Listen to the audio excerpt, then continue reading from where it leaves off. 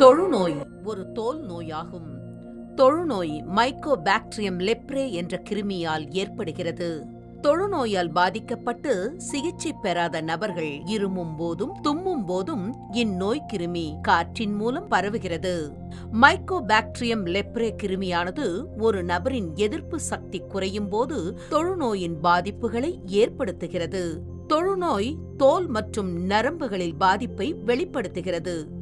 தோலில் உணர்ச்சி இல்லாத தேமல், நிறமாற்றம், பளபளப்பு, சிறு முடிச்சு போன்ற கட்டிகள், முடி உதிர்தல், வியர்வை அற்று உலர்ந்து போதல் மற்றும் ஆறாத புண்கள் ஏற்படுகிறது. ஆரம்ப நிலை உணர்ச்சியற்ற தேமல் தென்படும் போது சிகிச்சை பெறுதல் அவசியம். அவ்வாறு சிகிச்சை பெற்றால் இந்நோயை முற்றிலும் குணப்படுத்த முடியும்.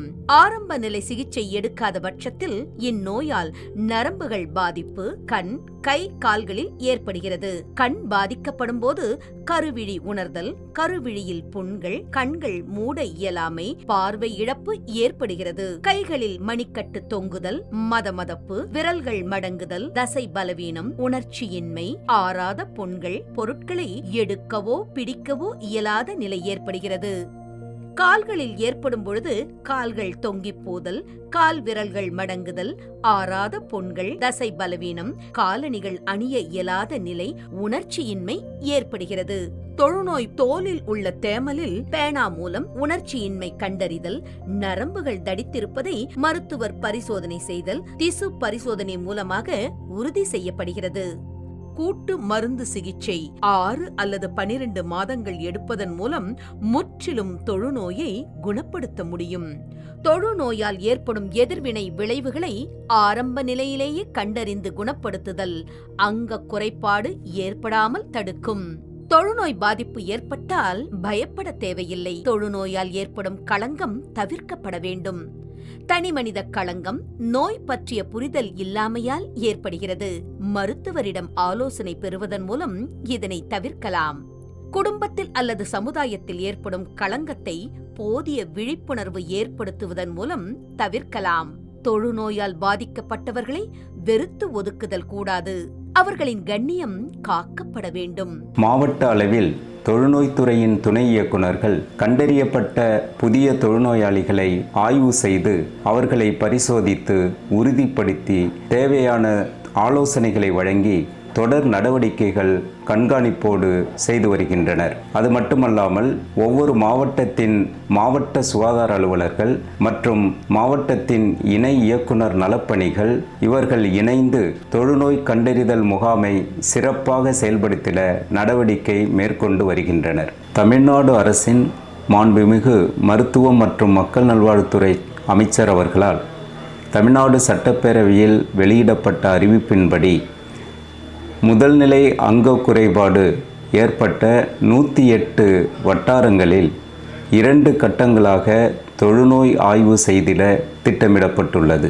தொழுநோயால் ஏற்படும் 2ஆம் நிலை அங்க குறைபாடு குறைந்த அளவு தொழுநோயாளிகள் கண்டறியப்பட்ட வட்டாரங்கள் என 135 வட்டாரங்கள் மற்றும் 49 நகரப் பகுதிகளில் 2 கட்டங்களாக தொழுநோய் ஆய்வு செய்திட திட்டமிடப்பட்டுள்ளது. இந்த தொழுநோய் கண்டறிதல் முகாமில் 18,135 ஆய்வுக் குழுக்களும் 3,628 மேற்பார்வையாளர்களும் ஈடுபடுத்தப்பட உள்ளனர்.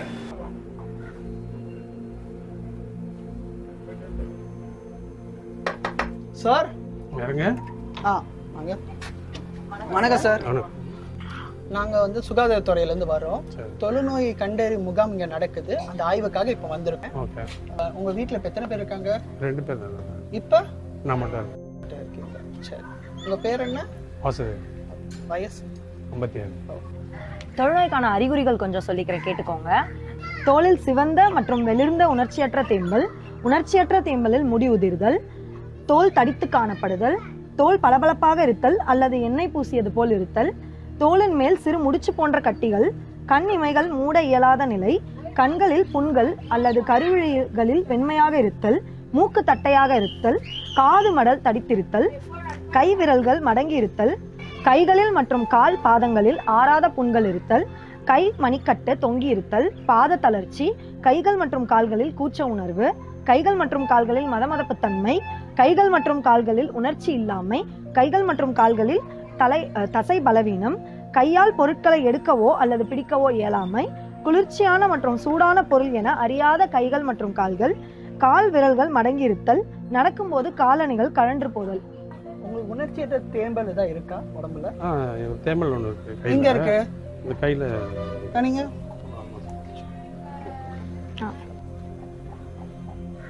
தெரியுதா? தெரியுதா? தொடரன் தெரியுதா?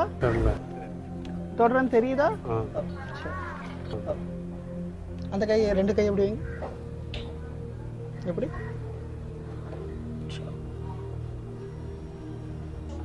கீழே இறக்கிக்கோங்க. தொழுநோய்க்கு அறிகுறி மை தெரியுது. நீங்க ஒரு வாட்டி வந்துட்டு நான் ஸ்லிப்பு தரேன், நீங்க அரசு மருத்துவமனையில போய் ஒரு வாட்டி டாக்டரை பார்த்து செக்அப் பண்ற மாதிரி இருக்கும்.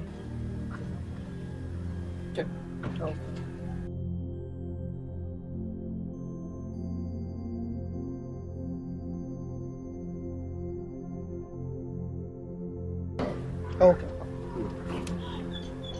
தேசிய தொழுநோய் ஒழிப்பு திட்டத்தின் கீழ் சில குறிக்கோள்கள் இருக்குது. அதில் முக்கியமான விஷயம் பார்த்தீங்கன்னா நோய் பரவலை தடுப்பது. அதை தொடர்ந்து சைல்ட் டிரான்ஸ்மிஷன், குழந்தைகளிடம் அந்த நோய் பரவுவதை தடுப்பது, அங்க குறைபாடு டிஃபார்மிட்டிஸ் அது இல்லாமல் பார்த்துக்கிறது. அது மட்டும் இல்லாமல் தொழுநோய் பற்றின ஒரு ஸ்டிக்மா, களங்கம் இல்லா நிலை உருவாக்குதல். இதுதான் முக்கியமான குறிக்கோளை நம்ம பார்க்குறோம். தமிழ்நாட்டில் உள்ள தொழிற்சாலைகள், கட்டுமான பகுதிகள், புலம்பெயர் தொழிலாளர்கள், உணவகங்கள், காய்கறி, பழங்கள், அங்காடிகள் இவற்றில் பணிபுரியும் தொழிலாளர்களுக்கு தொழுநோய் பரிசோதனை செய்யப்படுகிறது.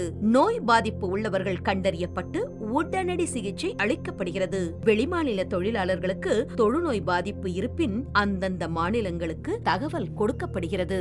தொழுநோய் பாதிப்பு கண்டறியப்பட்டவுடன் அவர்களின் குடும்ப நபர்கள், அருகில் வசிப்போர்களுக்கு ரிபாம்பிசின் மாத்திரை ஒரு நபருக்கு 1 மாத்திரை தடுப்பு மருந்தாக வழங்கப்படுகிறது. ஸோ அதனால் இப்போ வருகின்ற ஆகஸ்ட் மாதத்திலிருந்து அடுத்த வருடம் பிப்ரவரி மாதம் வரையிலும் நம்ம லெப்ரசி கேஸ் டிடெக்ஷன் கேம்பெயின் வந்து லான்ச் பண்ணுறோம். ஸோ வீடு வீடாக வரக்கூடிய நம்முடைய சுகாதாரத்துறையிலேருந்து இருக்கக்கூடிய வாலண்டியர்ஸ் அண்ட் அரசு அலுவலர்களை கண்டிப்பாக நீங்கள் வரவேற்று தொழுநோய் இல்லா தமிழ்நாடை படைக்க அனைவரும் உறுதியேற்போம். தொழுநோய் பரவல் இல்லாத, தொழுநோய் பாதிப்பு இல்லாத, தொழுநோயால் ஏற்படும் அங்க குறைபாடு இல்லாத, தொழுநோயால் ஏற்படும் களங்கம் இல்லாத தமிழ்நாடு இந்தியா படைத்திட அனைவரும் ஒன்றிணைவோம், உறுதியேற்போம்.